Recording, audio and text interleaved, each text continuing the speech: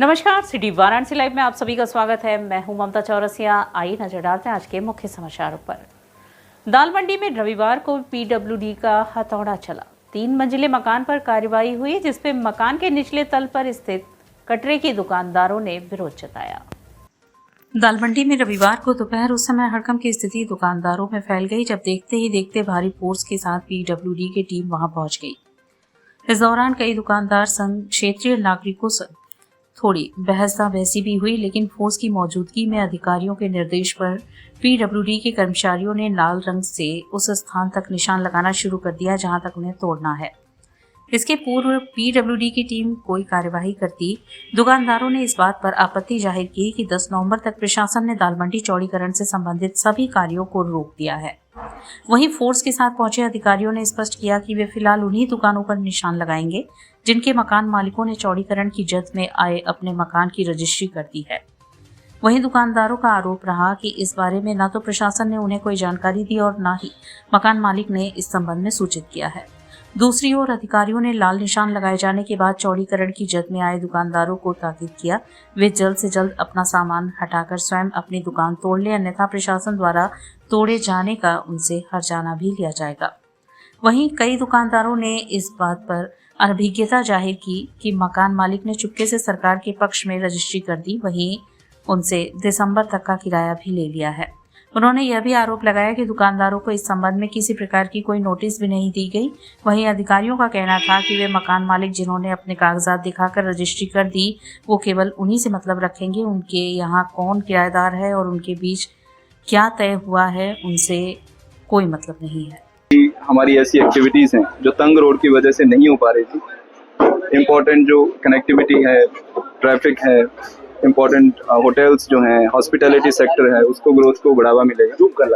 Basic focus ये रहा है कि बहुत सारी बिल्डिंग्स ऐसी हैं जो स्ट्रक्चरली काफ़ी ख़राब कंडीशन में भी हैं और कनेक्टिविटी का है, तो उसको देखते हुए चौड़ीकरण का जो प्रोजेक्ट है गवर्नमेंट ने प्रपोज किया है, उसके तहत जो है कुछ जो बिल्डिंग्स हैं जिसमें जो यहाँ के ओनर्स हैं उन सब के साथ सलाह के आधार पर उनके साथ बातचीत करते हुए इस प्रोसेस को आगे बढ़ा रहे हैं। उनको प्रॉपर्ली कंपनसेट किया जा रहा है, लैंड का कंपनसेशन दिया जा रहा है एंड जो स्ट्रक्चर है उसका भी कंपनसेट किया जा रहा है। और जैसे जैसे जो हमारा प्रोसेस डॉक्यूमेंटेशन कंप्लीट होता है आगे आगे बढ़ेगा, तो उसके साथ साथ जो है हमारी रिमूवल का प्रोसेस भी बढ़ेगा।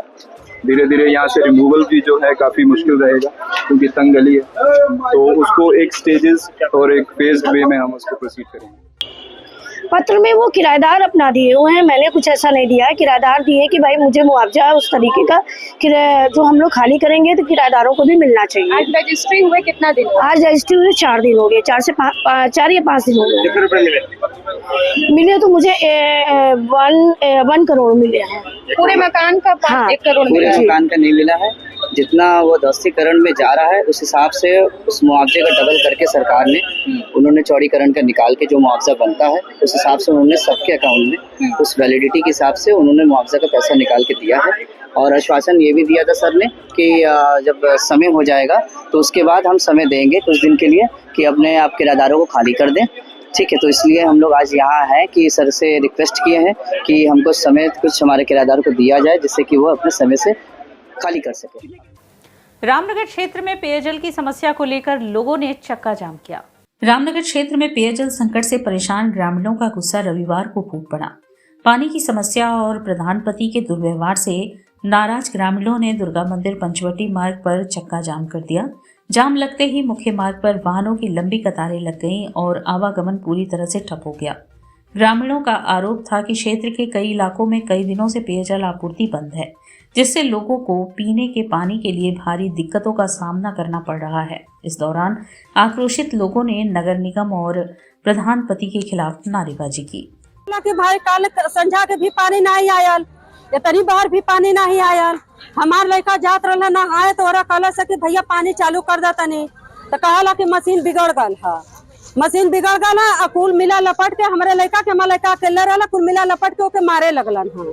आस बास कबार के कुल मारे लगलन है और के भीतरा है कुल बड़ी मार देले हुआ। अब मार के ओकरे बाद कुल अपने थाने पर जाके कुल मेडिकल करावत हुआ। मुजफ्फर प्रधान गांव का मुखिया और मेहरारू ओकर भतीजा। यहाँ प्रधान के हो? ऋतु देवी है। कल से वहाँ पानी बिना तबाही में चलल है। अब पिया के पानी अब गंदा देखा, बाल्टी में पानी आयल हुआ देखाओ बदे के कुआं का पानी एकदम पीला हो चुकल है। चल के देख लगा पिया लायक नहीं हो गया। रविदास घाट स्थित बड़े क्रूज पर एनएसजी की टीम ने हेलीकॉप्टर से रेस्क्यू ऑपरेशन का पूर्वाभ्यास किया। रविदास घाट स्थित बड़े क्रूज पर रविवार को राष्ट्रीय सुरक्षा गार्ड की टीम ने हेलीकॉप्टर से रेस्क्यू ऑपरेशन का पूर्वाभ्यास किया। यह अभ्यास किसी भी आपात स्थिति में त्वरित कार्यवाही और यात्रियों की सुरक्षा सुनिश्चित करने के उद्देश्य से किया गया। पूर्वाभ्यास के दौरान एनएसजी कमांडो ने हेलीकॉप्टर से क्रूज पर उतरकर रेस्क्यू ऑपरेशन का प्रदर्शन किया। इस दौरान एनडीआरएफ और जल पुलिस की टीमें भी मौजूद रहीं। सभी एजेंसियों ने संयुक्त रूप से बचाव कार्य की रणनीति और आपसी तालमेल का प्रदर्शन किया। अधिकारियों के अनुसार यह मॉक ड्रिल सुरक्षा व्यवस्था को परखने और आपातकालीन स्थिति में त्वरित प्रतिक्रिया सुनिश्चित करने के लिए की गई है। इस दौरान पूरे ऑपरेशन की निगरानी वरिष्ठ सुरक्षा अधिकारियों ने की। बताया गया कि बनारस में पर्यटन के बढ़ते महत्व और गंगा क्रूज पर यात्रियों की संख्या को देखते हुए सुरक्षा एजेंसियां लगातार अभ्यास कर रही हैं ताकि किसी भी आकस्मिक स्थिति में तुरंत राहत और बचाव कार्य किया जा सके। कार्तिक पूर्णिमा के बाद एक बार फिर से गंगा के जलस्तर में बढ़ाव हो रहा है, जिस वजह से कई घाटों का संपर्क टूट गया। आरती स्थल को भी परिवर्तित करना पड़ा।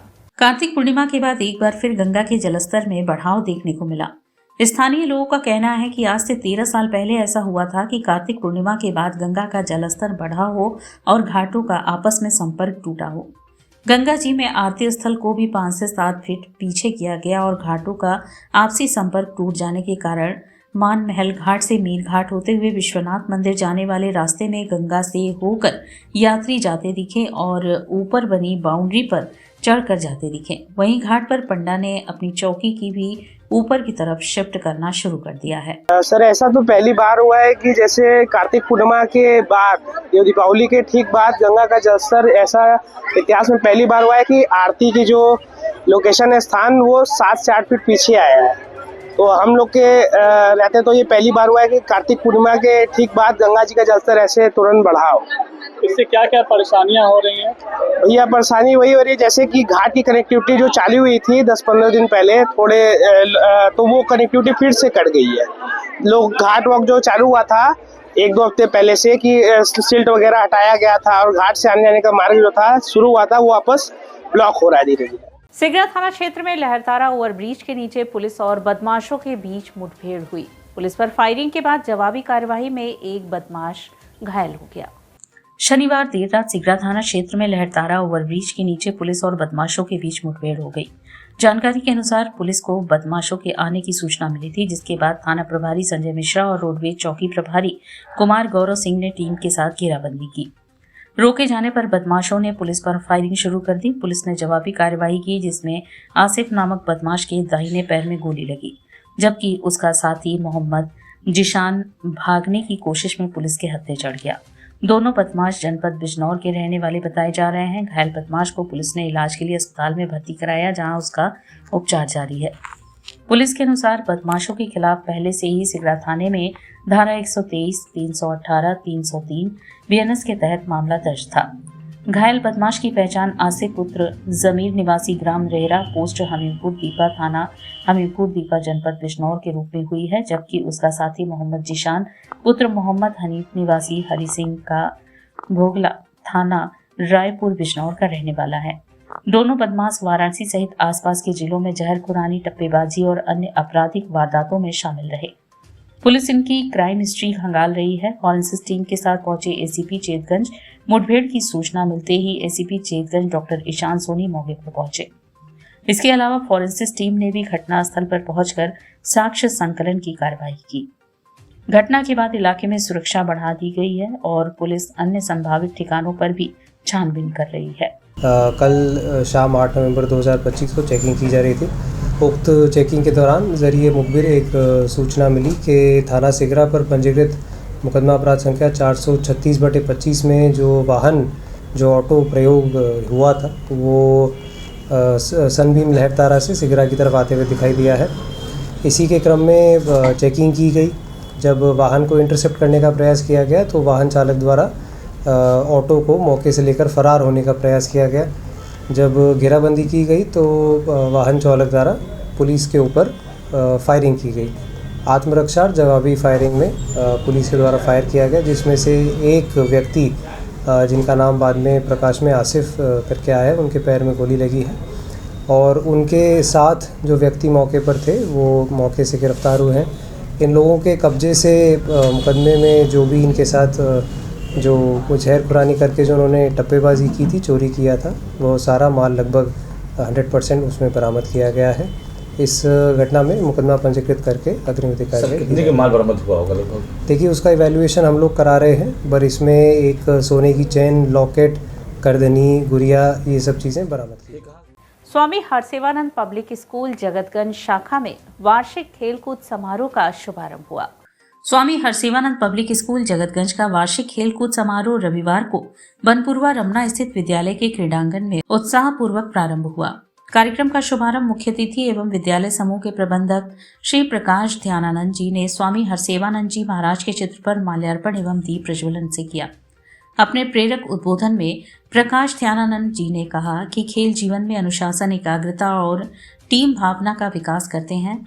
उन्होंने विद्यार्थियों को खेलों में सक्रिय भागीदारी के माध्यम से सर्वांगीण विकास का संदेश दिया। कार्यक्रम के प्रथम दिवस में 100 मीटर, 200 मीटर बालक बालिका दौड़, कबड्डी, खो खो, वॉलीबॉल तथा बास्केटबॉल प्रतियोगिताओं का आयोजन हुआ। विद्यार्थियों ने हर्षोल्लास एवं खेल भावना के साथ अपनी प्रतिभा का प्रदर्शन किया। कार्यक्रम का स्वागत भाषण प्रधानाचार्य रचना अग्रवाल ने दिया, वहीं संचालन मोनिका यादव ने किया। इस अवसर पर गढ़वा घाट शाखा के प्रधानाचार्य चंद्रशेखर सिंह बनपुरवा, रमना शाखा के प्रधानाचार्य डॉक्टर अजय कुमार चौबे, उप प्रधानाचार्य बीना उपाध्याय तथा छात्रावास प्रभारी MS यादव की उपस्थिति ने कार्यक्रम की शोभा बढ़ाई। खेल कूद का आयोजन बच्चों के सर्वांगीण विकास का एक महत्वपूर्ण आयाम है। आज स्वामी हरसेवानंद पब्लिक स्कूल जगतगंज का वार्षिक खेल कूद समारोह आयोजित किया जा रहा है।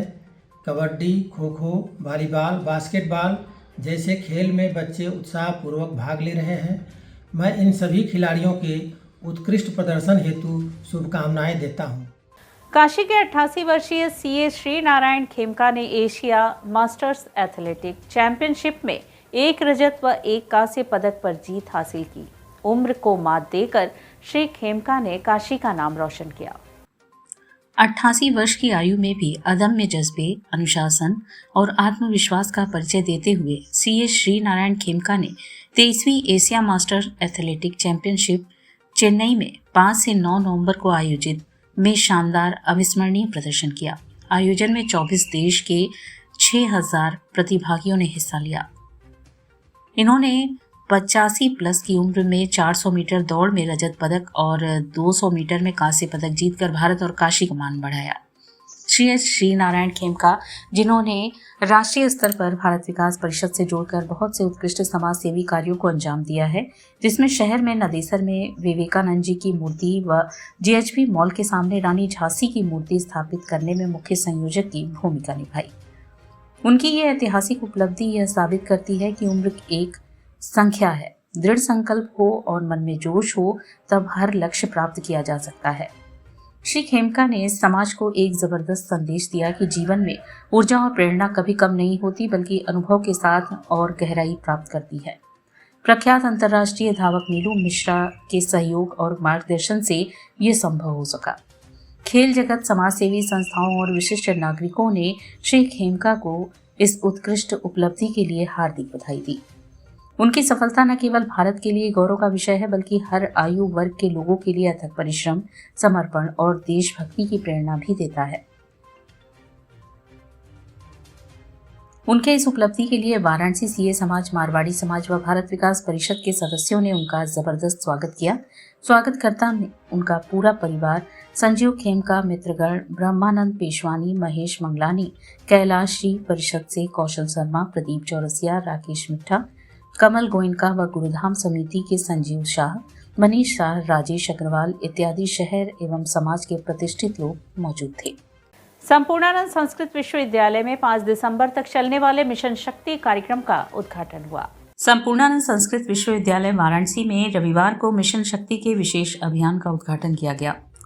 इस अवसर पर कुलपति प्रोफेसर बिहारी लाल शर्मा ने योग साधना केंद्र में महिला उद्यमियों की सफलता की कहानियां विषय पर बतौर अध्यक्षीय उद्बोधन में कहा कि इस अभियान का उद्देश्य नारी सुरक्षा, नारी सम्मान और नारी स्वावलंबन को बढ़ावा देना है। इसके अंतर्गत महिलाओं को सशक्त बनाने और उन्हें अपने अधिकारों के प्रति जागरूक करने का प्रयास किया जा रहा है। मुख्य अतिथि के रूप में पूजा दीक्षित, जनरल सेक्रेटरी, आर्य महिला पीजी कॉलेज एवं भाजपा के वरिष्ठ नेत्री ने कहा कि महिलाओं को सशक्त बनने के लिए शिक्षा और स्वावलंबन बहुत ज़रूरी है। भारत सरकार द्वारा चलाए जा रहे मिशन शक्ति अभियान महिलाओं के समस्या के समाधान, सेवा, सम्मान और सुरक्षा के लिए एक महत्वपूर्ण कदम है। इस अभियान का उद्देश्य महिलाओं को आत्मनिर्भर बनाना है और उन्हें समाज में सम्मान दिलाना है। वार्षिक स्वागत विज्ञान विभागाध्यक्ष प्रोफेसर जितेंद्र कुमार ने किया।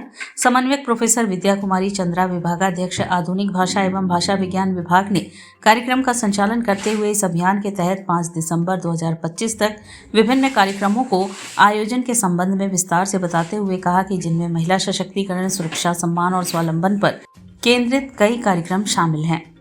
साहित्य संस्कृति संकायाध्यक्ष प्रोफेसर दिनेश कुमार गर्ग ने धन्यवाद ज्ञापित किया। कार्यक्रम के प्रारंभ में वैदिक पौराणिक मंगलाचरण किया गया। दीप प्रज्वलन, मंचस्थ अतिथियों के द्वारा मां सरस्वती जी की प्रतिमा पर माल्यार्पण कर दीप प्रज्वलन किया गया। और भारत तभी विकसित हो सकता है जब इस देश की आधी आबादी पूर्णतया स्वावलंबी और शिक्षित हो, और इसलिए हमारी सोई हुई और खोई हुई शक्ति के जागरण के लिए नारी शक्ति का योगदान अत्यंत महत्वपूर्ण है। और ये इस बात को सरकार अच्छे से समझती है कि भारत को अगर अपना लक्ष्य प्राप्त करना है तो नारी शक्ति के जागरण के बिना वो संभव नहीं।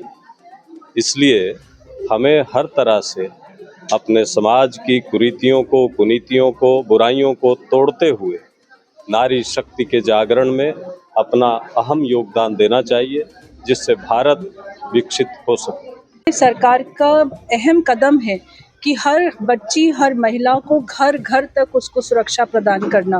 मिशन शक्ति हमारे माननीय प्रधानमंत्री व आदरणीय योगी जी का बड़ा मिशन इसलिए है क्योंकि जो 2014 के पहले हमारी बेटियों के ऊपर इतना आत्मसंहार हुआ, एसिड अटैक्स होते थे, लड़कियां अपने आप को सुरक्षित महसूस नहीं करती थी, 7 बजे के बाद उनका घर से निकलना बंद हो जाता था। तो अगर सरकार को ये महसूस होने लगा कि जब तक हम एक समानता अपने पूरे देश में नहीं लाएंगे तो उनका सरकार में रहना आधा अधूरा रह जाएगा। प्रधानमंत्री जी का मुख्य उद्देश्य कि सबसे पहले बेटियों को सुरक्षा प्रदान करिए, उसके साथ आत्मनिर्भर बनाइए। ये दोनों को साथ लेकर मिशन शक्ति चल रही है और यकीन मानिए इसका 5वां फेज़ आया है, ये अपने में एक प्रबल रूप लेकर आया है। हर बेटी सुरक्षित है, उसका आत्मसम्मान जागा हुआ है और इस देश में जहां बेटियां जाग गई तो निरंतर प्रगति की ओर कोई विकसित हमारे सपना जो 1947 का प्रधानमंत्री जी का है वो पूर्ण होता दिख रहा है। रविवार को श्री श्याम महोत्सव अत्यंत हर्षोल्लास के साथ मनाया गया। महोत्सव में देश भर के कई नामी भजन गायकों ने अपने भजनों से श्री श्याम प्रभु की आराधना की। श्री श्याम महोत्सव रविवार को अत्यंत हर्षोल्लास के साथ मनाया गया। श्री श्याम बाल मंडल द्वारा आयोजित महोत्सव में देश भर के कई नामी गिरामी भजन गायक अपने सुरों से श्याम प्रभु की आराधना किए। इससे पूर्व प्रातः 7 बजे संस्था के संरक्षक सूर्योदय शास्त्री के नेतृत्व में रुद्राभिषेक हुआ। तत्पश्चात आचार्य संजय हजारी जी द्वारा 501 भक्तों के साथ सुंदरकांड का पाठ पढ़ा गया।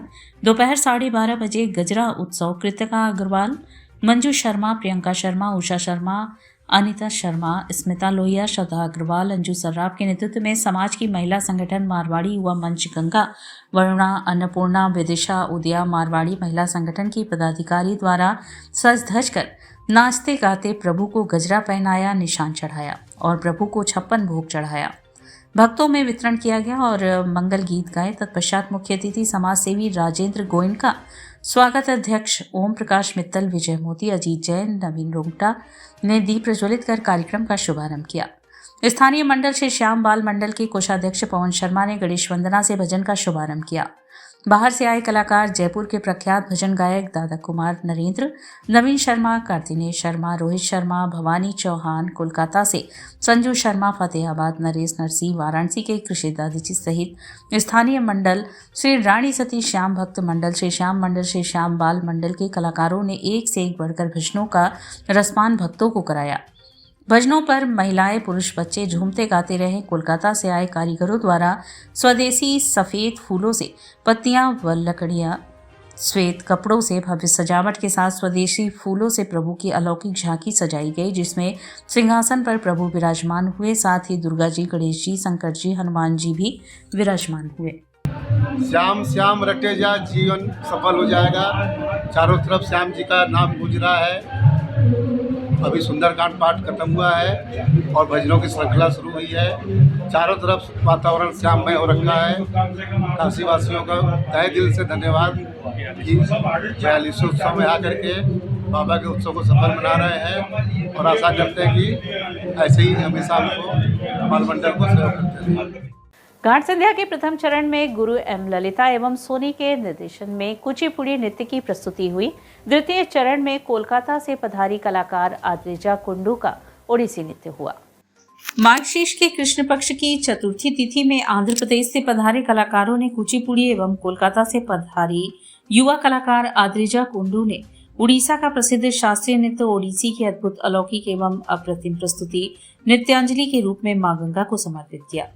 जिला प्रशासन की अभिनव पहल पर रविवार को सुबह बनारस के अंतर्गत घाट संध्या कार्यक्रम के प्रथम चरण में विशाखापट्टनम, आंध्र प्रदेश से पधारे गुरु एम ललिता एवं सोनी के निर्देशन में कुचिपुड़ी नृत्य की प्रस्तुति उनकी शिष्याओं के द्वारा प्रस्तुत की गई, जिसमें भाग लेने वाले कलाकार दिव्या, संजीत कुमार, चारवी, नानिका, आराध्या, लीला, प्रचिता, नित्य, नित्याश्री, रुशिया, साई, अनन्या, प्रणति, जसवंता, लहरी, गीतांश्री, चारनवी उपस्थित रहे।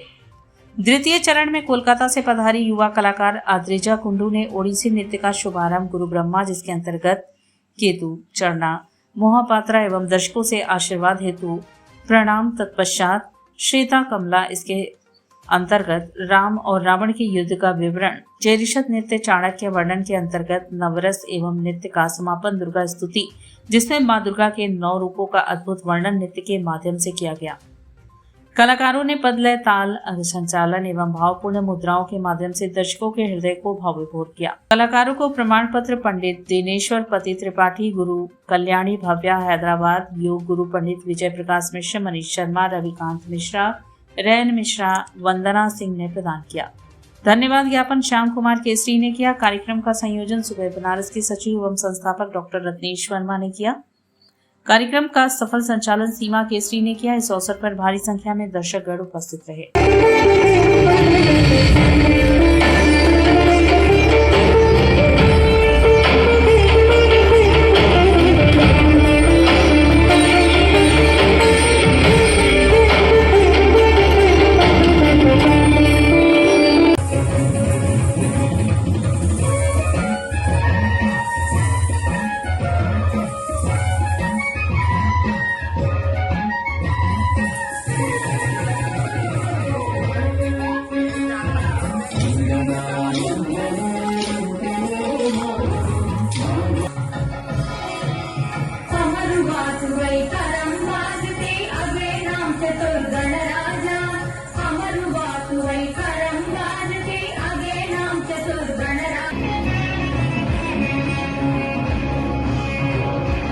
महान कथक नृत्य विभूतियों की स्मृति में द्विदिवसीय कथक नृत्य संध्या स्मरण का आयोजन हुआ।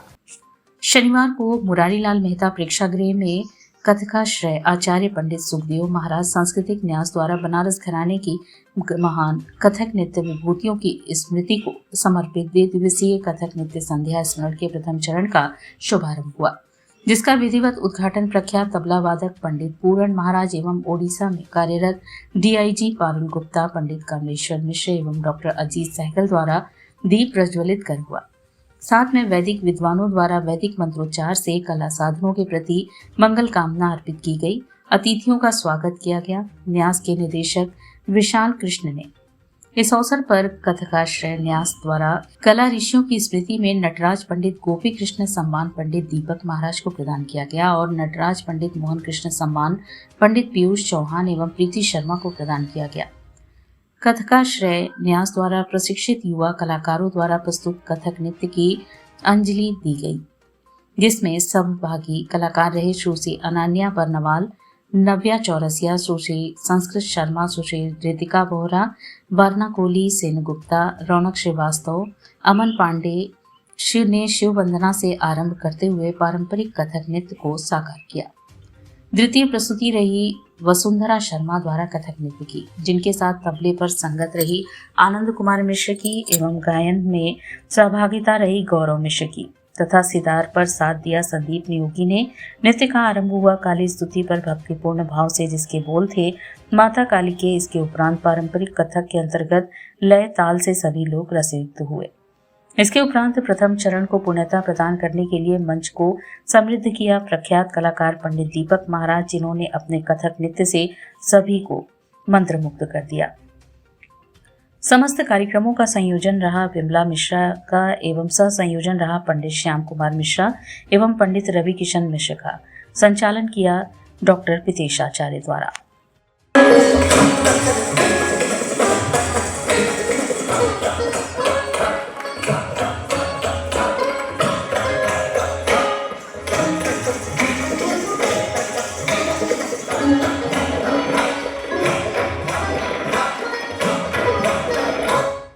और इसी के साथ सिटी वाराणसी लाइव का यह प्रसारण यही समाप्त होता है। ममता चौरसिया को दे इजाजत। नमस्कार।